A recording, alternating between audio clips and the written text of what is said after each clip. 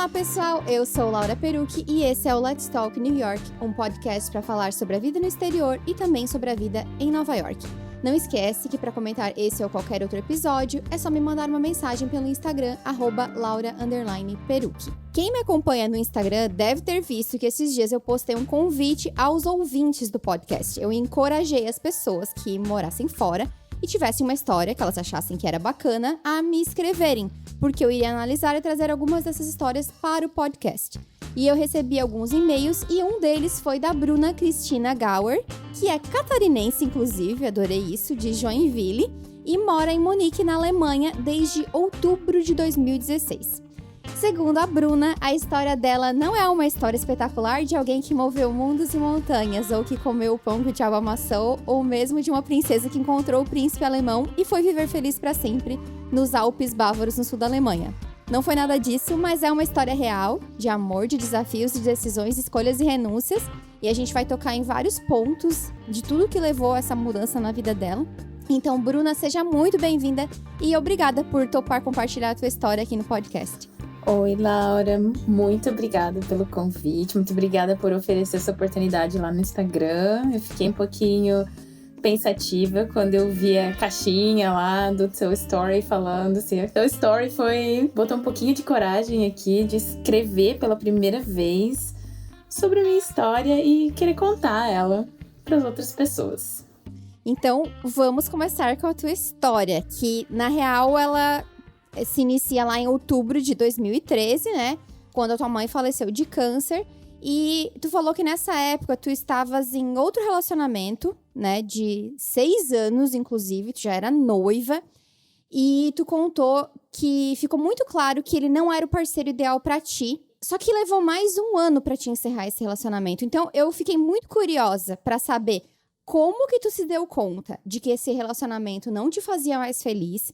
E como foi tomar essa decisão? Eu acho que é muito importante falar disso, independente de onde a gente mora, porque muitas vezes a gente fica preso num relacionamento infeliz. E eu acho que escutar histórias pode inspirar a gente a se questionar. E, afinal de contas, isso abriu caminhos pra tua vida, pra depois tu conhecer o teu marido e, enfim, a gente vai contar isso depois. Eu comecei esse meu último relacionamento antes do meu casamento lá em 2008 e assim... eu era muito nova, por volta de 18, 19 anos. Foi a primeira pessoa que eu fui morar junto, logo depois. E naquela época eu tive uma ascensão de carreira muito rápida, porque eu me formei na faculdade e eu fui trabalhar numa multinacional. Aí, quando foi 2013, mais ou menos, eu fiquei sabendo que uma outra grande multinacional alemã iria para o meu estado, ia se instalar na minha cidade, e eu fiquei assim, nossa, eu quero trabalhar lá. E quando eu quero as coisas, assim, eu vou descobrir quem que tá recrutando, quero descobrir quem que eles estão procurando. E nisso eu comecei a ver no meu relacionamento uma falta de apoio. E eu já vi assim, mas você já tá nessa outra empresa, essa outra empresa é boa, e sabe, faltou ali um apoio. Sim, ele meio que incentivou que tu ficasse no comodismo, acomodada. Isso, estagnado. Só que em 2013 aconteceu uma coisa que virou a minha vida de cabeça para baixo. Eu e minha irmã fomos criados pela minha avó. A minha mãe, né, na verdade, sempre trabalhou fora da nossa cidade. E a gente via ela no final de semana, e nos finais de semana e nas datas comemorativas e tudo mais. Em 2013, minha mãe entrou no hospital, assim, ela reclamou, eu tô com uma dor no braço aqui. E eu pensei, 47 anos, né? Porque eu pensei, pode ser um princípio de AVC. Só que ela entrou no hospital e ela não saiu mais. Ela ficou de março, eu lembro até hoje, até metade de maio para descobrir o que ela tinha. E aí ela descobriu um câncer com metástase em várias partes do corpo, muito avançado, que já não tinha mais tratamento. Então, cada dia minha mãe fazia um exame novo, cada dia ela era transferida para uma unidade nova, fazia uma tomografia, um raio-x, um exame. Trabalhava nessa primeira, ainda não na outra empresa que eu queria muito o emprego, mas eu trabalhava na outra e a outra era do lado do hospital. Então, assim, eu ia ver minha mãe no almoço, eu levava uma comidinha pra ela. Isso demandou muito tempo meu, pelo fato de eu sempre sair do trabalho e a primeira coisa que eu ia fazer era usar o horário da visita pra dar boa noite pra minha mãe, pra ver se ela precisava de alguma coisa, pra levar roupas, etc e tal. E aí, nisso, eu comecei a chegar mais tarde em casa, óbvio. E isso eu comecei a ter muita reclamação em casa, do meu ex-noivo. Mas, gente... Eu comecei a receber reclamação de que eu não estava todos os dias indo ver a minha mãe. Aí começou aquelas desconfianças de que a minha ausência era porque eu estava fazendo alguma coisa de errado, eu estava traindo. Num desses dias que eu saí do hospital, foi a primeira experiência, assim, que ali eu sempre me preparo muito antes para o que pode acontecer de ruim. Naquele dia eu percebi assim, meu Deus, eu acho que a situação da minha mãe não tem volta. Eu fui visitar ela logo após o trabalho, e aí eu fiquei com ela. E acabou o horário da visita, me despedi, passei na recepção, a hora que fui deixar meu crachá de visitante, minha mãe me liga no celular. Eu pensei assim, esqueci alguma coisa? E a minha mãe pega e fala, filha, você não vem me ver hoje? Oi, mãe, nossa, capaz, tô aqui embaixo pegando o crachá agora. A minha mãe me tratou como se eu não tivesse estado lá 3 minutos antes. E logo na semana seguinte saiu o diagnóstico, que a gente já tava meio que esperando e tudo mais, de câncer e tudo mais. E naquele dia eu tive uma discussão com o meu ex-noivo, assim, sobre o rumo do relacionamento. Ele tava me pressionando pelo fato de ele achar que eu poderia estar fazendo alguma coisa de errado. Por que que ele tá fazendo isso comigo? Ele sabe a situação da minha mãe. Eu tava, assim, começando a achar que quem muito te acusa de alguma coisa que você está fazendo é porque essa pessoa tá fazendo alguma coisa do gênero. Só que quando saiu na semana seguinte o diagnóstico da minha mãe, que ela tinha o câncer, que era irreversível, o médico chamou eu, minha irmã e minha avó e falou assim: a partir de agora vocês têm que levar a mãe para casa e vocês têm que dar amor, carinho e conforto. É a única coisa que tá dentro da nossa possibilidade hoje. E dali a gente levou ela pra casa. Acabou pra mim, assim. Eu pensei, nossa, agora eu preciso focar só nela. E naquele momento eu já tava me sentindo muito insegura no meu relacionamento. Eu já não tinha mais certeza de nada. Eu não posso focar nisso agora. Agora a prioridade é minha mãe. Então eu fui muito fria nessa parte, assim. Eu foquei na minha mãe. A gente levou ela pra casa no final de maio. Ela faleceu no final de outubro. Tudo que eu esperava dele como um noivo, ele não foi nesse processo, assim. Ele não esteve do meu lado, ele não me incentivou. Eu me senti muito sozinha. E ali eu me senti assim, poxa, se minha mãe tá falecendo e eu tô sozinha, por que eu tô com essa pessoa? Ficou muito claro pra mim. Aí, a vida é meio maluca, assim. No mês que a minha mãe faleceu, foi quando eu recebi, no 1º de outubro, mais ou menos, ali, a notícia que eu fui aprovada para o processo de seleção do emprego que eu queria. E aí eu teria que viajar para 2 semanas para São Paulo, pra fazer treinamento, handover e tudo mais do trabalho. E eu fui a São Paulo e isso só piorou mais ainda o meu relacionamento. Aí a minha mãe ficou muito mal, a minha família meio que escondeu de mim, não falou que ela tinha ido pro hospital. E quando eu voltei numa sexta-feira, fui pro hospital ver ela, eu passei as últimas 2 horas com ela e parece que ela me esperou, assim, voltar. Ela teve um câncer de pulmão que teve metástase no cérebro. Eu tava muito inconformada com aquilo, mas ao mesmo tempo tava com um sentimento de alívio, de que aquilo ali acabou pra ela. Foi a primeira vez que, assim, eu realmente senti pena de mim, sabe? Mergulhei no trabalho, comecei a trabalhar muito. Meu relacionamento, eu vou resolver. Parece que com a morte da minha mãe, ele meio que viu que era muito sério. Que eu acho que ali ele começou a reconhecer o quanto ele tinha sido um péssimo namorado naquele ano. Tentou, assim, meio que consertar, e foi por isso que aquilo ali levou mais um ano pra frente. Eu não me sentia segura pra passar por um término desse, de 6 anos de relacionamento. Sim. Eu ficava postergando, esperando eu estar mais forte, sabe? Aquilo não melhorava. Eu sentia aquilo, não dá mais. Eu via já que a gente já não falava sobre as mesmas coisas, a gente já não tinha os mesmos objetivos. Mais ou menos uns 6 meses depois eu fiquei bem mais forte, mais estruturada. E eu fiz a primeira tentativa de término. que foi logo em julho de 2014. Naquela loucura de Copa do Mundo, de eu trabalhando numa empresa alemã e os alemães já começando essa Copa foi uma Copa que a gente foi a Copa do perdeu 7-1, né? E eu me senti ali, nossa, agora eu tô mais animada, tô mais forte, tô me recuperando. Eu pedi, a gente tinha uma casa na minha cidade, só que eu trabalhava na cidade do lado, a gente tinha um apartamento alugado. Então a gente tava só no apartamento, falei pra ele, eu acho que agora é o momento de você ir pra casa, eu fico aqui no apartamento. Eu não consigo me encontrar como pessoa mais em mim mesmo. Tinha, assim, traços da nossa relação que às vezes eu duvidava de mim mesma, sabe? Eu fui vendo que, nossa, que eu sofri muitas vezes um abuso, entende? Sim, tem coisas que a gente só enxerga depois, né? É uma lavagem cerebral quando você tá nesse ambiente, nessa pressão, nesse relacionamento, você não sente, Laura. É incrível, sabe?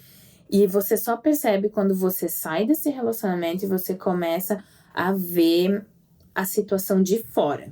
É um relacionamento abusivo. E assim, muitas coisas me incomodavam. E eu falava assim, por exemplo, eu não me sentia apoiada. Eu falava, você pode fazer isso pra mim? Eu não vou ter tempo. Ele nunca tinha tempo pra me ajudar, pras minhas coisas. Eu ligava, não atendia às vezes. Eu mandava mensagem.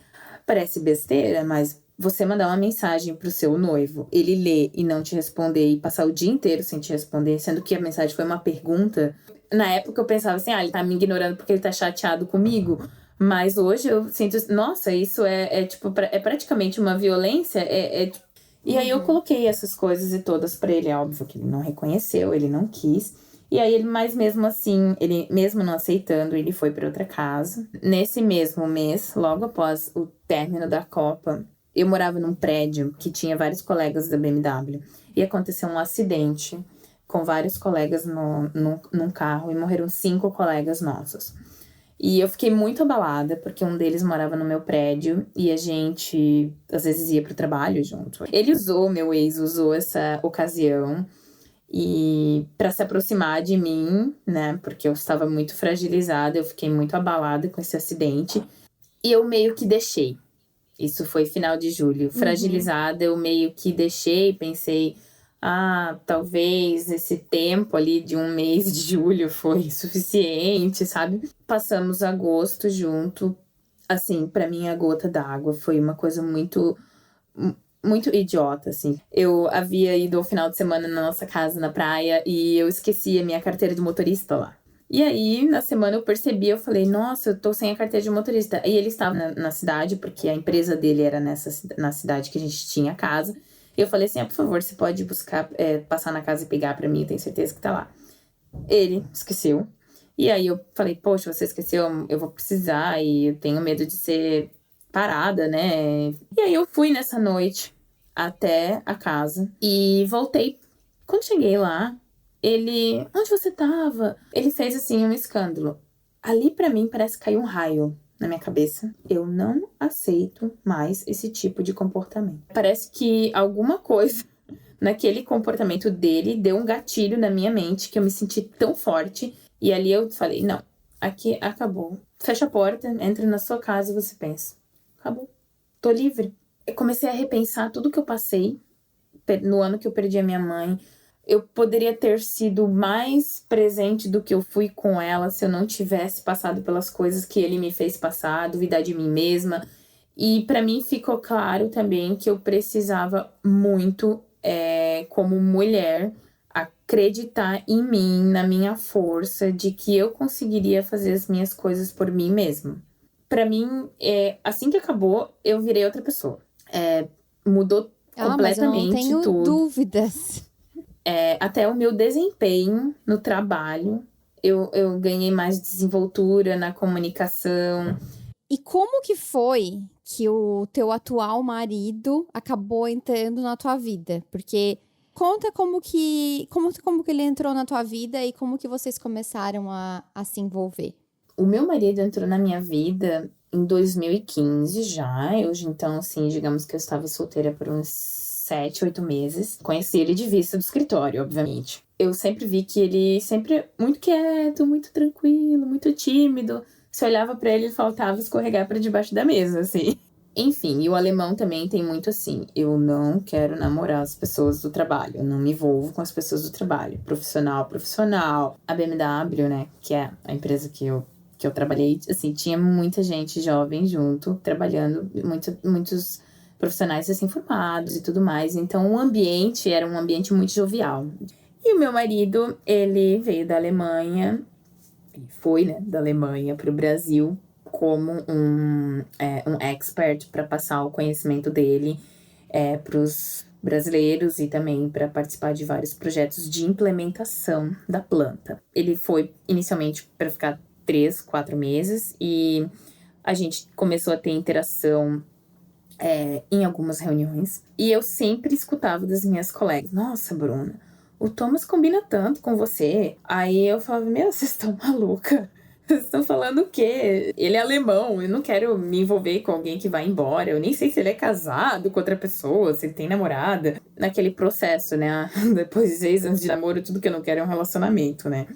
As pessoas da empresa faziam muito happy hour em um barzinho da nossa cidade, de rock. E uma amiga minha tinha voltado de férias. Ela: por favor, vamos hoje à noite. Eu falei: nossa, tô muito cansada, eu não vou. E eu cheguei lá, e nesse barzinho, e a primeira pessoa que eu vi foi ele. E assim, nesse dia a gente tava com outros vários colegas, jogando sinuca e tudo mais. Eu fui assim: as meninas falam tanto desse menino, eu vou lá conversar com ele, mas se ele é legal. E conversando com ele, já caiu por terra a minha ideia que ele poderia ter uma namorada, ou que ele poderia ser casado. Acho que a gente deve ter se encontrado às 10 da noite no bar, e a gente conversou a noite inteira até o bar fechar. A conversa fluiu muito a respeito das diferenças dos dois países, da Alemanha, do Brasil. E no final da noite, assim, ele falou uma coisa pra mim. No final da conversa, ele me paquerou, porque antes disso tudo, só apenas conversar e trocar ideia. E ele veio pra mim e falou assim: olha, eu gostei muito de você. Eu, por mim, te daria um beijo agora, mas a gente está com tantos colegas do trabalho aqui que eu não quero te expor. Meu Deus, nunca ninguém me falou isso.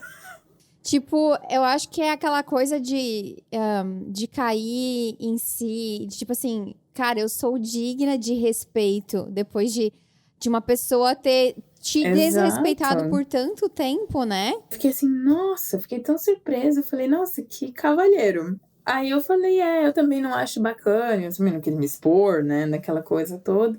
E dali a gente foi embora junto. A partir disso a gente foi conversando na empresa. Começamos realmente de fato a se envolver. Só que eu tinha muito aquela ideia: uma hora ele vai embora, não posso cair de cabeça. Eu ia até te perguntar isso, porque ele tinha uma data de expiração desse período no Brasil, né? E tu sabia que uma hora ele ia embora. Mas mesmo assim, vocês se envolveram. Então, como que era, assim, lidar com isso? Tipo, se relacionar com alguém que mora tão longe e aí tu não sabia o que ia acontecer. Qual foi a tua estratégia? O que se passava pela tua cabeça? A minha estratégia, hoje eu vejo assim, nossa, né? Que é óbvio que não deu certo, né? Eu saí de um relacionamento de 6 anos. Eu não preciso me envolver sério com alguém. Eu vou levando, vou ficando com ele, é legal, vou curtindo, a gente vai fazendo as coisas juntos. Então, assim, era muito legal, porque eu mostrava as coisas pra ele da minha região, a gente fazia algumas viagenzinhas finais de semana, eu levava aqui na casa de praia da minha família. Era muito gostoso, muito prazeroso, assim. Então, assim, pra mim, eu ir e volto pra minha cidade no final de semana, ai, que saco. Mas com uma pessoa que não conhece, é diferente. Pra mim, então, ficava assim com essa ideia: não, nem vou levar a sério. Claro que eu não vou me apaixonar, né? Só que não. A gente se envolveu no final de março. E na metade de abril, os pais dele estavam no Brasil para fazer uma viagem, para conhecer o Brasil a primeira vez. E aí ele veio para mim e falou assim: meus pais vão estar aqui no dia tal. Isso a gente tinha 15 dias juntos, tá? Eu falei assim: e? Ele: eu queria que você fosse jantar com a gente lá naquele restaurante legal que você levou a gente. Mas seus pais, a gente tá 15 dias juntos, eu não sei se é legal. Eu não fui. Aí passou mais uns 20 dias, o melhor amigo dele, que também namora uma brasileira, hoje é casado, estava no Rio e te convidou: Thomas, vem me visitar aqui no Rio, vamos passar um final de semana aqui. E aí o Thomas: vamos pro Rio? Vamos. Fazia muito tempo que eu não ia ao Rio de Janeiro. É o amigo dele da vida. E ali já era um teste, Laura. Ali ele queria saber a opinião do melhor amigo dele sobre mim. Pro alemão, ele estava namorando desde o nosso primeiro envolvimento. E pra mim, eu tava naquela, estamos nos conhecendo. Conheci o melhor amigo, fui aprovada pelo melhor amigo. E aí ele começou a falar sobre o fim do contrato dele. Começou no final de março a se envolver e o contrato dele iria até o começo de setembro. E aí ele falou assim: olha, eu tenho uma possibilidade de estender o contrato até janeiro. O que você acha? De 2016. Eu falei: você realmente quer ficar no Brasil? Você não tem outros projetos para participar na companhia? Ele: não, eu quero ficar, né? Porque a gente... Ele falou assim: we have a relationship. Aí aquilo ali foi... Puf. Pra mim, ficou assim: a gente tá namorando, então? Porque pra mim sempre foi aquela coisa, aquela formalidade. Vamos namorar, agora a gente começou a namorar, né? Sempre teve essa transição do você ficar e ir pro namorar. E eu que não queria me envolver. Agora o negócio é sério. E aí ele falou pra mim: não, pra mim eu já tava namorando desde sempre, eu te levei pra conhecer o meu melhor amigo e... Ele não, pra mim sempre foi um relacionamento. Sim, e aí ele acabou estendendo esse contrato, né, até janeiro, né? Isso é muito bom, né? Tipo, enquanto a pessoa tá perto, é ótimo. Ótimo. E depois ele teve que voltar pra Alemanha. Tu falou que até no momento que ele teve que voltar, vocês nem conseguiram se despedir direito. E chegou um ponto que tu foi passar férias com ele no verão, né, de 2016. Isso. E que seria a decisão, tipo, vamos decidir a nossa vida. E aí, o que eu achei bem interessante é que tu falou que tu teve um mix de sentimentos quando tu foi pra Alemanha passar as férias com ele, porque tu sabia que vocês iam tomar uma decisão e né, eu acho que tu já sabia que tudo te levaria pra Alemanha. E tu falou que, basicamente era um luto pela minha vida anterior. Porque eu já tinha certeza que eu mudaria pra Alemanha e abandonaria minha realidade no Brasil. E aí, eu queria que tu falasse um pouco, assim, sobre o que como tu se sentiu, né? Que tu teve questionamentos. E também se tu já tinha pensado em morar fora até então. Começando pelo fato de pensar em morar fora. Eu tinha essa vontade desde lá, quando eu tava com meu ex, e era por isso que eu queria procurar um emprego numa empresa que pudesse me proporcionar a possibilidade de ter uma experiência no exterior. Eu sempre fui muito curiosa. E assim, eu sempre tive a ideia de ir para um país de língua inglesa. Eu já falava inglês fluente, porque eu trabalho com comércio exterior, então é uma parte muito importante. E eu pensava assim, se eu for, sei lá, trabalhar nos Estados Unidos, ou no Canadá, numa Inglaterra, Austrália, Irlanda, eu vou só aperfeiçoar a língua não vai ser um problema. E eu vou poder exercer minha profissão, porque comércio exterior é uma coisa bem dinâmica e não é a mesma coisa em todos os países, mas o conceito é bem próximo. Tinha uma vontade, assim, mas a Alemanha nunca me passou pela cabeça. Mesmo depois de eu estar trabalhando na BMW, eu pensava, nunca vou aprender alemão. Alemão é muito difícil. É muito assustador, né? Tem umas línguas que são muito assustadoras, que não é aquela coisa, não, eu vou encarar. Tipo, não é como um inglês ou como até um espanhol, ou até mesmo qualquer língua latina, né? Um italiano, um francês. Alemão não é uma língua convidativa que tu olha assim, nossa, que vontade de aprender alemão. Não, né? Concordo. Dá vontade de sair correndo. Pra mim, a Alemanha não estava no script. E quando eu vim pro verão, pra passar as férias de verão com o Thomas aqui na Alemanha, foi muito legal, porque o verão europeu é muito legal. É uma vibe muito bacana. Os dias são muito longos, acho que isso também acontece em Nova York, né? Sim. Sol até 11 da noite, tudo muito verde, muito bacana. E aquilo ali, eu já tinha vindo para a Alemanha outras vezes, também a trabalho, e eu já tinha me identificado um pouco com o estilo de vida europeu, não estritamente alemão. De usar mais o transporte público, de andar de bicicleta, de aproveitar os parques, o ar livre, eu já gostava muito. Eu vim para cá nessas férias e foi muito legal. Eu lembro que a gente foi, assim, num show do Coldplay, num estádio, e a gente se divertiu muito, foi muito gostoso. E aí a gente decidiu falar sobre a mudança, sobre a nossa decisão nos últimos dias, para não gerar nenhuma tensão naquelas 2 semanas Sim. que a gente estava passando e deixar, caso a gente decidisse por não continuar, as férias não teriam acabado, né? Eu já tava com uma certeza, assim, sabe? Tipo, eu quero isso. Eu quero tentar. É uma oportunidade única de tentar. Só que eu não tinha ainda elaborado a frase na minha cabeça.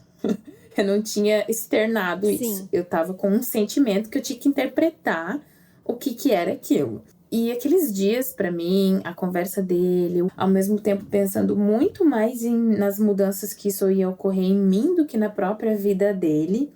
Porque pra ele, assim, ele sempre colocou pra mim é muito fácil. Eu tenho meu apartamento aqui, eu trabalho Exato. na empresa aqui. É tudo igual, é o mesmo país, os mesmos amigos. Sim. Não mudou nada. E pra mim, é tudo o contrário. A única coisa que é a mesma... E a única coisa que é a mesma é o namorado. Então, assim, a gente conversou sobre todo esse processo. Como é que vai ser? Isso vai gerar estresse? Isso vai afastar a gente? Isso não vai... O alemão, ele é muito estruturado. Até pra falar de amor... Eles são muito estruturados, sabe? Na forma de pensar e como operacionalizar isso. Eu passei por esse processo de luto que eu me referi, é porque no final da viagem eu já sabia que se ele me falasse assim, vem morar aqui, eu ia dizer sim. Mas eu já sentia que aquela vida que eu vivi lá no Brasil até então já não ia mais fazer sentido se ele não tivesse lá. Porque eu não ia mais conseguir viver normal da forma que eu vivia antes, sabendo que ele não estava mais lá e que a gente não tinha mais um relacionamento. Aquilo... Eu acho muito interessante isso que tu falou, porque quando a gente toma uma decisão, né, dessa, né, de ir embora, nunca é uma decisão que a gente toma, não é fácil, né? Mas assim, sempre pende mais pra um lado. E isso que tu falou, eu achei muito interessante de tipo, eu não posso mais voltar pra lá e imaginar minha vida lá sem ele. Então, tipo, querendo ou não, esse ali foi tipo assim, a tua gota d'água que faltava pra te ter certeza da tua decisão. E óbvio, isso não faz com que tu não sinta o luto, né? Porque é uma vida inteira morando no Brasil. Mas achei muito sutil o jeito que tu acabou tomando a tua decisão, de alguma forma. Eu senti, assim, que a minha decisão não foi algo muito racional. Ela veio de sentimentos. E ficou também muito claro porque em abril, quando ele teve que vir para a Alemanha de vez e não teve mais como renovar o short assignment dele, eu estava num projeto na África. E quando eu voltei para o Brasil, ele não estava mais. Fazia uma semana que ele já tinha voltado para a Alemanha. Chegar no Brasil e ele não estar mais foi um choque para mim. Foi o começo de quando eu comecei a colocar na minha cabeça que uma vida sem ele já não ia mais fazer sentido. Então, assim, eu tive um preview, sabe? De, opa. E aquele senso de, também tinha aquele sentimento assim, nossa, ele tá lá na Alemanha, vivendo a vida dele, e eu não tô participando disso. Quando eu vi pra essa viagem de férias, que foi a viagem que a gente tomou a decisão, pra mim ficou claro que não ia dar mesmo. Então, ali a gente decidiu que eu realmente viria morar pra Alemanha. Eu falei pra ele tudo que eu sentia nesse momento. Eu senti um luto muito forte também, porque pela parte da minha família, hoje eu tenho só a minha irmã, né, de círculo de primeiro grau de família. Senti um luto muito grande por deixar o meu trabalho numa empresa que eu amei trabalhar. Eu deixei muita coisa bacana para trás. Vim da Alemanha com alguns documentos que eu precisava do lado dele para conseguir o visto. Eu já tinha se informado mais ou menos a respeito de que visto que eu usaria, porque existem várias formas. Eu acho que para os Estados Unidos é muito diferente, mas aqui para a União Europeia existem muitas formas, assim, de você imigrar. A minha forma foi um visto que se chama busca de trabalho. Ele te dá 6 meses para você buscar um trabalho no país. Só que você tem que comprovar, por exemplo, que você consegue se manter nesses 6 meses, ou que você vai ficar na casa de alguém, que você que você é formado, pelo menos você holda bachelor, um bacharel, sua profissão estar numa lista de profissões em falta na Alemanha. Então, assim, comércio exterior, para mim, na época, estavam na lista de profissões em falta. Antes até mesmo de a gente tomar a decisão, eu tinha dado uma olhada no mercado também, para ver como que era. E eu já sabia que eu teria que investir muito pesado no alemão. O alemão é a língua, o inglês, assim, para casos de emergência, vou dizer. Então, eu já voltei para o Brasil com alguns documentos e ali eu já sentei, conversei com a minha família. E que dali, assim que o meu visto saísse, após eu finalizar os projetos, eu estaria me desligando e vindo para a Alemanha. E uma coisa que, só pra deixar claro ali da tua história, porque muitas pessoas numa história parecida com a tua acabam, tipo, casa e vai. E vocês não fizeram isso, né? Tipo, tu buscou um caminho que te levou e o teu casamento, teu pedido de casamento acabou acontecendo só depois, né? A gente pensou muito de forma para proteger nós dois. A gente queria que eu pudesse vir para cá e exercer a minha profissão. Eu nunca fiquei em casa. Eu trabalho desde os meus 13 anos de idade. Para mim, ficar em casa ia ser um absurdo. Sim. Sabe? Eu ia ficar maluca. Sim. O Thomas até falou, quais são as opções de vir? Existem tantos vistos para você aplicar que o casamento não precisa ser um deles já no primeiro momento. É bem legal isso, até para quem tá escutando e não tem ideia das possibilidades, né? E eu acho que essa decisão de vocês, como tu falou, ela, querendo ou não, protegeu vocês dois. Como tu falou, ele tinha a vida dele toda pronta, né? Tu estava vindo de outro lugar e teve uma preocupação em te preservar nisso e de tu não ficar, sei lá, vai que tu fosse pra Alemanha e que as coisas não dessem certo. E aí tu ia ficar, como a gente fala, né? Com uma mão na frente e outra atrás. Então eu achei esse planejamento, por mais que às vezes as pessoas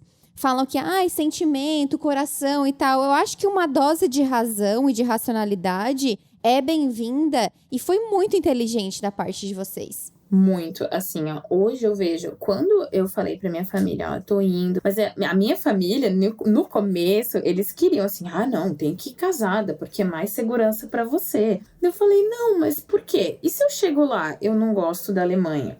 O meu príncipe vira um sapo. Eu não encontro emprego, ou não me sinto bem lá, acontece alguma coisa que eu não quero ficar lá, eu tô presa num casamento. Eu tenho que me divorciar, eu tenho que fazer várias burocracias. Caso alguma coisa não desse certo, ou eu não achasse emprego, seria muito mais fácil de eu voltar. Então, nenhum de nós estaria com status de divorciado, assim, né? Então, foi por isso que a gente decidiu aplicar para esse visto e foi muito rápido. Eu já tinha feito alguns contatos, porque eu tinha bastante networking. Mas, assim, no fundo, a gente encontrou a nossa forma, que era, assim, suitable, né? Para nós dois, que a gente que a gente via que ia ser menos traumática, ou que ia ocorrer de forma mais tranquila. E logo que eu cheguei na Alemanha, eu achei um emprego em 20 dias. Eu não gosto de usar o meu exemplo como exemplo. Não, vem para a Alemanha porque você vai achar emprego rápido. Totalmente fora da curva. Foi por causa do meu network que eu já tinha. Não era na minha área. Era numa área relacionada à logística. Eu tinha uma noção do trabalho, mas eu não era especialista naquilo, mas eu tinha uma noção. E foi aí que comecei a minha vida na Alemanha. Sim, e hoje tu nem tá mais nessa empresa, né? Tu acabou depois conseguindo um emprego na tua área, né? Eu trabalhei lá por 1 ano e 2 meses, mais ou menos. Eu usei a experiência para aprender o alemão, compreender a cultura de como que é trabalhar num escritório na Alemanha e também para ganhar tempo de experiência. para depois eu ir buscar uma vaga na minha área. E aí foi o que eu fiz. E tanto que logo depois eu vim trabalhar na empresa que eu estou atualmente, que é uma americana, é uma gigante americana da área de telecomunicações. E eu trabalho na minha área. Então, assim, inicialmente eu enfrentei várias dificuldades, assim, no processo de como que você se aplica para uma vaga aqui, como que você explica a sua história. Nem todos os recrutadores estão, assim, abertos a entender, a valorizar a diversidade da sua experiência. Então, assim, tem muito disso. E vale muito de você meter a cara, sabe? Cara de Muito pau. mesmo. Eu tive muita nessa empresa que eu tô hoje. O Headhunter me declinou 2 vezes. Falei, mas que coisa! Eu sei que eu consigo fazer o trabalho. Eu peguei, fui descobrir quem que era o gerente da vaga na empresa, adicionei no LinkedIn, mandei uma mensagem lá. E por ele eu Nossa. consegui. Olhem cada conselho que a Bruna tá dando de emprego, gente. Tô achando muito valiosas essas dicas, porque realmente é de a gente não deixar. O que eu tô achando legal é que, assim, tu não deixou a frustração ou tua autoestima por ser uma imigrante te impedir de tentar tudo que fosse possível. E aí tá aí, ó, arrasane. Bom, e aí, né, no meio disso tudo, tu acabou casando aí com o teu príncipe, né? E hoje tu tá casada aí na Alemanha, trabalhando na tua área, morando em Munique. E assim, pra gente encerrar, eu queria que tu falasse quais foram os teus maiores aprendizados até agora morando na Alemanha? E o que as pessoas não sabem sobre a Alemanha? O meu maior aprendizado hoje na Alemanha foi mais assim na vertente política. Olha, Eu tinha no Brasil um conceito, assim, né, de que o Estado não poderia ajudar muitas pessoas e que tem que ensinar as pessoas a pescarem em vez de dar o peixe. Muito de botar todo mundo no mesmo saco, né? E sim. aqui na Alemanha, conforme eu fui aprendendo a língua, fui lendo as notícias, fui entendendo os jornais, a forma de pensar da forma da cultura, eu fui entendendo que, gente, a Alemanha é o país que é do jeito que é hoje porque ajuda muito as pessoas. Porque dá muito suporte para as pessoas. O social aqui é muito importante. O sentimento de comunidade é muito importante. A Alemanha me ensinou, assim, muita coisa que a gente já deixou para trás no Brasil. Como de cuidar dos seus vizinhos, de prestar atenção nas coisas que acontecem ali no seu bairro, a gente, por exemplo, aqui tem um costume muito bacana de tão fofo mandar cartão para as pessoas quando elas se recuperam de uma doença ou de um aniversário. E ajudar, por exemplo, agora com a pandemia do corona, a gente sempre ali, eu e meu marido, se oferecendo para os vizinhos idosos, para ir comprar as compras do mercado, para ir buscar um remédio na farmácia. Eu acho que a Alemanha me ensinou que pode-se ser grande, pode ser um país de sucesso, pode ser uma potência econômica, mas o sentimento de comunidade de cada pedacinho da cidade tá lá, de que cada um importa, sabe? Aí eu vejo, assim, desde as políticas públicas, a cidadania, e que uma coisa leva a outra, sabe? A Alemanha Sim. me ensinou muito disso e eu admiro demais isso, assim. A forma de como ela cuida das pessoas. E aí, como através da política isso se realiza, sabe? Nossa, eu achei tão bonito isso que tu falou, tipo, de se descobrir como uma cidadã, não cidadã no sentido de ter a cidadania, mas uma cidadã, aquela pessoa que mora no lugar, né? E que vai atrás. Até um podcast recente que a gente gravou foi sobre isso, sobre a gente se envolver mais no lugar que a gente mora, isso. né? De a gente não ser só passivo, de a gente ser ativo. Então, eu fico muito, muito feliz desse teu exemplo e também de ver que a gente pode mudar de ideia. quando a gente tá disposto a enxergar sim. e aprender. E eu queria muito te agradecer por tu ter mandado um e-mail, por tu ter compartilhado a tua história. Eu achei muito inspiradora tudo que tu falou, todos os tombos que tu levou por causa do teu relacionamento antigo, mas que isso com certeza te transformou numa pessoa mais forte. Às vezes a gente fecha uma porta pra abrir uma janela e às vezes a gente dá 2 passos pra trás pra dar um pra frente. Eu acho que a tua vida foi isso, sabe? Ah, Laura, obrigada. Estava com um pouquinho de vergonha de compartilhar, mas a vida real é isso, né? A gente cai, levanta. Deixa o teu Instagram para as pessoas, se elas quiserem te mandar alguma mensagem depois de escutar o podcast. Sim, o meu Instagram é paimbruna. Pode me mandar mensagem lá que eu vou responder e vai ser um prazer também interagir com as pessoas que ouviram a minha história. Então tá, gente. E a gente se fala no próximo episódio. Tchau, tchau!